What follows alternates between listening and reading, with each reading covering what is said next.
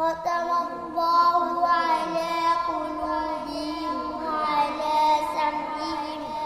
এইভাবেই শুরু হয় তাদের দিনের শুরুটা। ভোর ৩টার সময় ঘুম থেকে উঠে ওযু করে তাহাজ্জুদের নামাজ আদায় করে তারা কোরআনুল কারীম সামনে নিয়ে বসে যায় ক্লাসরুমে। আর এরকমই একটি সুন্দর প্রতিষ্ঠান গড়ে উঠেছে কিশোরগঞ্জের ঐতিহ্যবাহী গ্রাম হোসেনপুর ফুমদি চাওয়ালিয়া সরকার বাড়ি শহীদ শফির কওমি মাদ্রাসা। এখানে রয়েছে দক্ষ, অভিজ্ঞ ও মেহনতি উস্তাদ।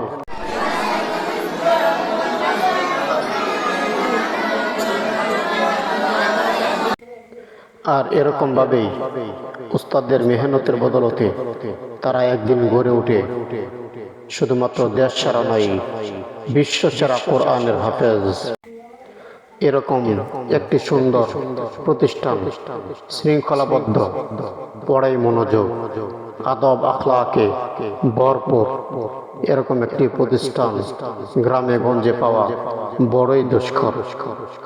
এই প্রতিষ্ঠানটি আমরা অনেক খোঁজে বের করেছি। এটা শহীদ শফির কওমি মাদ্রাসা, যেটা হোসেনপুর চাওয়ালিয়া ফুমদিতে অবস্থিত।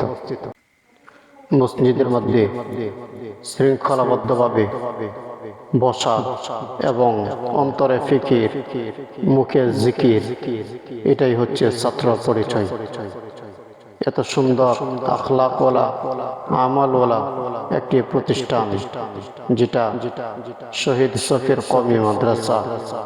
এখানে আপনার সন্তানকে ভর্তি করতে পারেন, আপনার সন্তানকে নিয়ে আসতে পারেন। নামাজ আদায় করার পর তাদের জন্য রয়েছে মনোরম কোলাহল মুক্ত মাঠ, যেখানে তারা খেলাধুলা করতে একেবারে স্বচ্ছন্দ বোধ করে এবং মন ভরে খেলাধুলা করতে পারে। রয়েছে মাদ্রাসার উঠানে পাতার বাহার, যেগুলো দেখলে আসলেই দিল জুড়িয়ে যায়, বারবার দেখতে ইচ্ছা হয়। আমরা এক নজরে যদি দেখি, রয়েছে গাছগাছালি, রয়েছে মাঠ, রয়েছে ঘাট, রয়েছে পুকুর, রয়েছে কোলাহল মুক্ত পরিবেশ, মনোরম পরিবেশ, পাশে মসজিদ।